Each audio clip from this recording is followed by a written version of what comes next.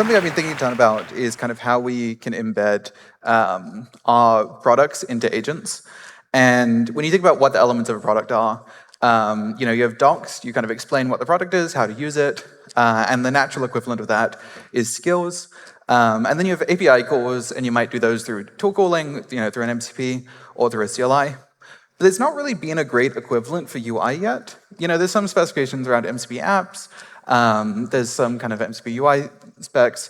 But I really want to take a look at, specifications aside, how can you start shipping generative UI to your users today? So there's a lot of products that do this really well today. And we're going to take a quick look at PostHog. So when I use PostHog's assistant and I say, hey, how many daily active users do I have?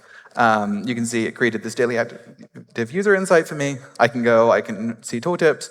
And this is a great experience that I unfortunately never use because I'm always interacting with PostHog either through their MCP or their OpenAPI spec. And so if I come over to my editor, to my coding agent, and I say, hey, check PostHog, how many visitors have I had this week?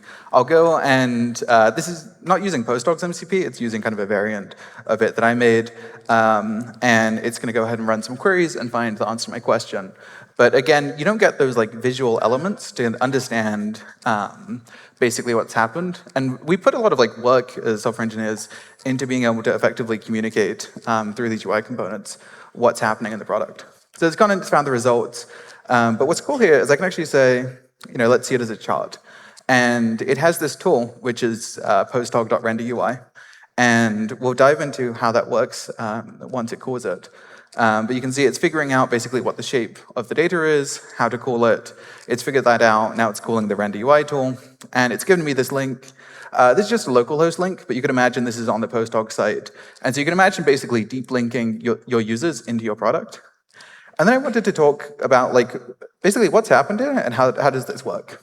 And so we can actually see what the agent wrote here. So you can see that it calls renderUI, it calls code, runs this function, and then returns this URL basically. And here's a nicer version on the side of what that code is.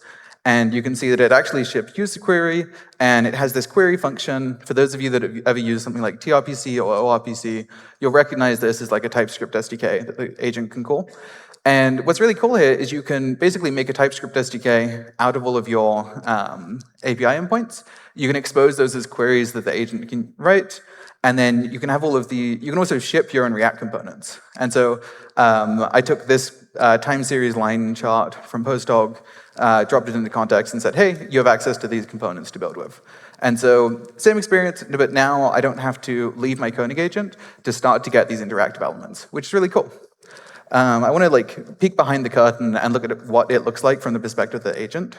So the agent gets 4 tools. It has this execute tool, and it has this renderUI tool, and then it also has a tool for searching docs. So just one by one, it's really useful to ship a search docs tool, helps give the agent information about how to use your product.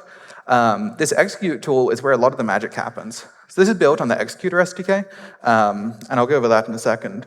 But it basically lets you take any OpenAPI, GraphQL, MCP server, and convert it to a TypeScript SDK. And then the agent can basically learn, hey, you can do this tool search, you can describe it to learn how to call it. And then there's this renderUI function that when it calls it, it gets basically some information about, hey, you write JSX, there's a React shell that you can use hooks, you can use useEffect, use state, you have access to tan-stack query, and then you have access to these PostHog UI components. And so we can actually see it with a much more complex dashboard. And while that works, I'll go ahead and actually talk about code mode for a second. So this is from Cloudflare's blog. They shipped this, and it's a really great concept to go look into and understand.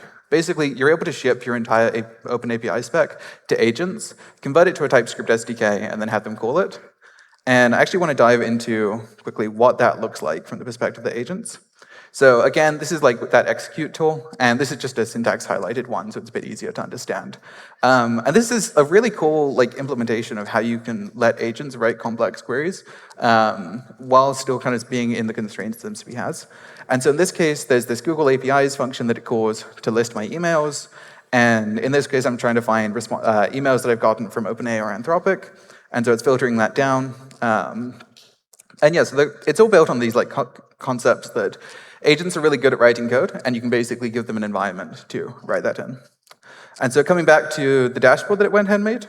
So again, this is just a deep link into the product. This could be into PostHog, this could be into WorkOS, this could be whatever product you have. You basically provide them a deep link, and then you can run code in that deep link. And so same thing here, it's running all of these queries. You can see on the side the code, and we can take a quick look at the UI. And then the last thing is this is actually kind of officially supported by the MCP spec. So this is an MCP app inside of Claude Code. And so when clients have like native support for MCP apps, you can actually embed it directly in the clients. But for any that don't, you can just link out to the URL and start to like really ship great experiences to your users. Thank you.